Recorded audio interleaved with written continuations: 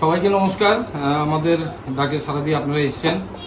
Actually আপনারা জানেন আমাদের এলাকাতে কিছুদিন আগে কিছু গরু চুরি হয়েছিল। এর পরিপ্রেক্ষিতে আমরা নিত্যদিন আমরা ডিউটি করছি এবং চাইছি এই গরুগুলা রিকভারি করা এবং অ্যারেস্ট করার ব্যাপারে। আমরা অলরেডি একটা কেসও নিয়েছি, ওইটা তদন্ত চলছে। ওইগুলা তদন্ত করতে গিয়ে পাশাপাশি আমরা আজকে সকালবেলা একটা ইনফরমেশন আসে যে একটা ডিআই গাড়িতে কিছু গরু নিয়ে জুলাইবাড়ি সাইড থেকে রামরাইবাড়ি মনিরামপুর হয়ে রিসুমুখের দিকে আসবে। এই খবরটা পাওয়ার পরে আমি প্রথমে আমার স্টাফ নিয়ে বেরিয়ে যাই এবং ওসি রিসুমুখকে বলি মনিরামপুরের দিকে গাড়ি নিয়ে আসার জন্য স্টাফ নিয়ে। পাশাপাশি আমাদের পার্শ্ববর্তী জুলাইবাড়ি আউটপোস্টকেও আমরা বলি, জুলাইবাড়ি বড়বাবুও আসে।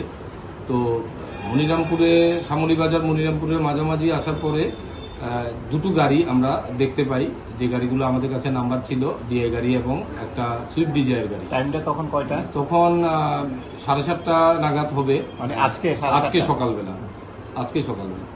তো প্রথমে একটা সুইফট ডিজায়ার গাড়ি যার নাম্বার TR 03D 444-2।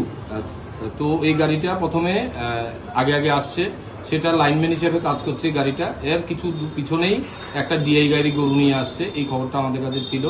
তো আমরা শ্যামলী বাজারে কাছাকাছি আমাদের ওসি রিসুমুখ এম্বুশ নিয়ে বসে আমি রতনপুর দিয়ে মনিরামপুরে যাই, জুলাইবাড়ি ওসি রামরাইবাড়ি দিয়ে আসে।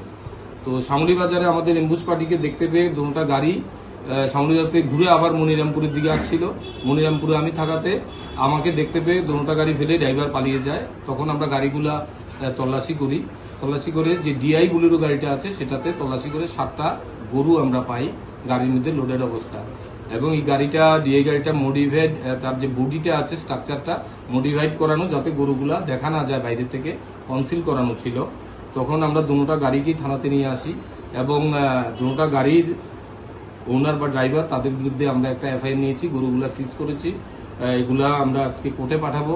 কোর্টের অর্ডার হলেই আমরা এগুলাকে ধ্যান ফাউন্ডেশনে আমরা পাঠাবো। অ্যারেস্ট কেউ হয়েছে কি? না, এখনো আমরা অ্যারেস্ট করতে পারিনি, আমরা নোটিশ ইস্যু করছি। গাড়ি চালকরা পালিয়ে গেছে? দুজন গাড়ির ড্রাইভার গাড়ি ফেলে পালিয়ে গেছে। গরুর মালিককে পাওয়া হয়েছে না, গাড়িতে আমরা কোনো ডকুমেন্টস বা কাউকে পাইনি। আমরা গরুগুলা যে চুরির গরু হিসাবেই এবং অ্যানিম্যাল ক্রুয়েলটি অ্যাক্টে এবং ট্রান্সপোর্ট অ্যাক্টে, MB অ্যাক্টে আমরা কেস নিচ্ছি। সেই মোতাবেক আমরা